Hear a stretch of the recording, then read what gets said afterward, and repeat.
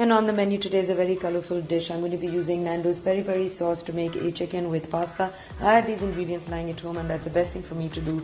Open the fridge and empty everything out and come up with a dish. So I hope you follow me on If Nat Can Cook for this.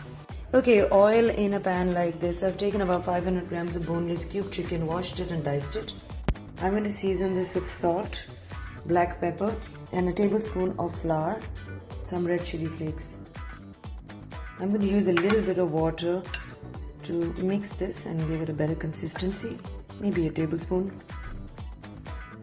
I'm going to saute this in oil. I add the flour so that when I make the sauce sticks to the chicken because of the flour. Spread it out. Brown this a little on both sides. This shouldn't take more than 3 to 4 minutes. And then I'm going to remove it and put it in the bowl right there. I've taken that out into a bowl and I'm just going to deglaze this pan with a little bit of pasta water that I had boiled earlier. So every time I boil pasta, I save a little bit of the water the pasta was boiled in. Okay, to that I've added 2 tablespoons of butter and I'm going to be adding 1 tablespoon of chopped up garlic and a little bit of chopped up parsley. I'm just making the sauce for the chicken at the moment.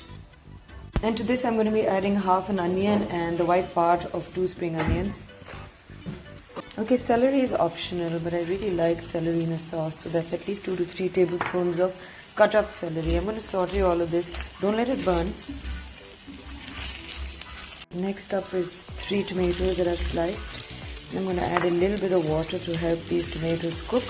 Just sauteing it a bit before that. That's just half a cup of water.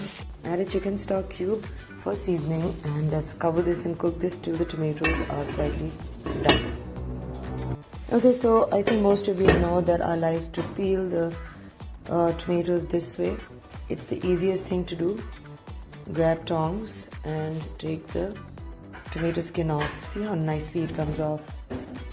Okay, so this is what it should look like, and next up I'm going to be adding the Nando's peri peri sauce. I bought this in medium because I thought we could give this a try. It's available all over Pakistan. I've seen it in many stores. I'm going to add a little bit.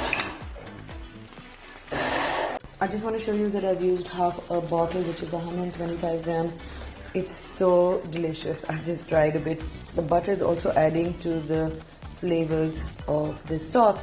I'm going to wait for the water to dry a little and then add the chicken. It's time to add the chicken back into the mix and mix it. It's smelling really good. I'm going to add some red jalapeno and make sure that this is really fiery and hot. And that's half a cup each of green and yellow capsicum.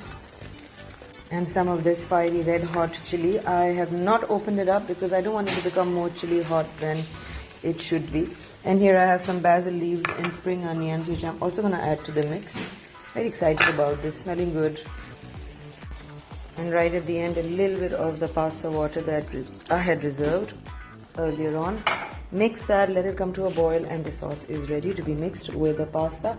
And I'm going to bake this in the oven with a little bit of cheese for 10 minutes. I've preheated the oven and I've taken a little more than 3/4 of a packet pasta. I'm just adding a little bit of olive oil. Mix that around a little bit. Basically toss the pasta and the olive oil, and I'm about to pour the sauce over this. I've turned off the fire. This sauce is going to go on top of that pasta. I'll just show you when it's done. Now mix that well. It's looking pretty and it's smelling great, and it's very spicy, but that's yummy because I love the spice content in Nando's sauces. And here I have some shredded cheese that I'm going to layer on top and then put this in the oven. Cheese is going to help with the spices, and I love the combination of tomatoes, sauces and cheese. And that was a preheated oven. I've got it on full. The top and the bottom heating is on, and let's start this.